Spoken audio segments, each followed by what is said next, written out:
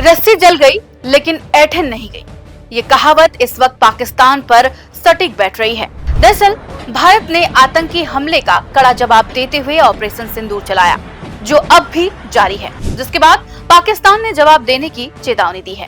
अपनी मर्जी के समय, जगह और तरीके से दोनों देशों के बीच तनाव अब एक खतरनाक मोड़ पर पहुंच गया है।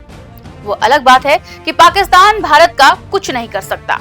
क्या होता है कि 22 अप्रैल 2025 को जम्मू कश्मीर के पहलगाम में एक भीषण आतंकी हमला होता है, जिसमें आतंकियों द्वारा 26 निर्दोष लोगों को बेरहमी से मार दिया जाता है।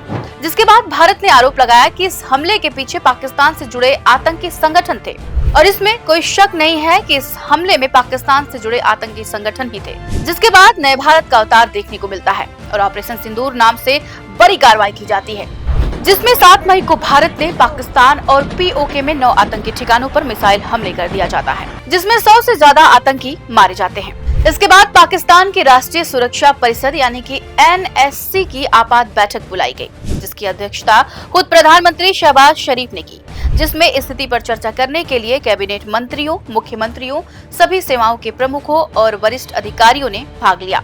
NSC के एक बयान में चेतावनी दी गई कि UN चार्टर यानी कि संयुक्त राष्ट्र चार्टर के अनुच्छेद 51 के अनुरूप पाकिस्तान को भारतीय हमलों में निर्दोष पाकिस्तानी लोगों की जान जाने का बदला लेने के लिए आत्मरक्षा में अपनी पसंद के समय, स्थान और तरीके से जवाब देने का अधिकार है। यानी पाकिस्तान ने साफ कर दिया है कि वह भारत को जवाब जरूर देगा, लेकिन कब, कहां और कैसे ये खुद तय करेगा।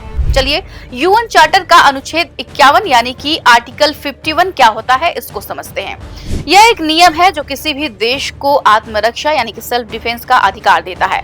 अगर कोई देश किसी दूसरे देश पर हमला करता है तो जिस देश पर हमला हुआ है वो बिना UN से इजाजत लिए भी तुरंत जवाबी कार्रवाई कर सकता है। अगर किसी संयुक्त राष्ट्र सदस्य देश पर सशस्त्र हमला यानी कि आर्म्ड अटैक होता है तो उस देश को यह अधिकार है कि वह अकेले या अपने साथियों के साथ मिलकर आत्मरक्षा करे, जब तक कि सुरक्षा परिषद UNSC यानी कि यूनाइटेड नेशन सिक्योरिटी काउंसिल जरूरी कदम न उठा ले। लेकिन उस देश को बाद में सुरक्षा परिषद यानी कि यूनाइटेड नेशन सिक्योरिटी काउंसिल को सारी जानकारी देनी होगी, और जब UN खुद कार्रवाई करने लगे तो उस देश को अपनी कार्रवाई रोकनी होगी। 26 जून 1945 को अमेरिका के सैन फ्रांसिस्को में 50 देशों ने मिलकर इसे तैयार और साइन किया, जिसके बाद 24 अक्टूबर 1945 को इसे लागू कर दिया गया। दरअसल द्वितीय विश्व युद्ध यानी कि वर्ल्ड वार सेकेंड के बाद पूरी दुनिया ने देखा कि युद्ध, नफरत और ताकत की राजनीति से लाखों लोग मारे गए। इसलिए दुनिया के देशों ने तय किया कि अब एक ऐसा संगठन होना चाहिए जो शांति बनाए रखे, विवाद सुलझाए और किसी देश को मनमानी करने से रोके।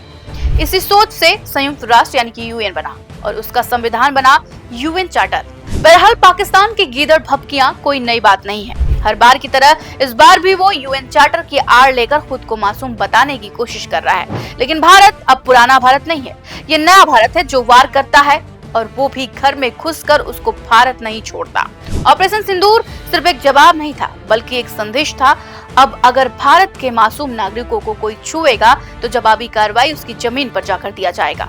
पाकिस्तान को अब ये समझ लेना चाहिए कि जिस आग को वो सीमा पार से भड़काता है, अब वही आग उसके घर तक पहुंच चुकी है। और रही बात अपनी मर्जी के समय और जगह की, तो पाक को भी याद रखना चाहिए कि भारत अब जवाब देने के लिए इजाजत नहीं लेता, वो सिर्फ एक्शन लेता है। जय हिंद।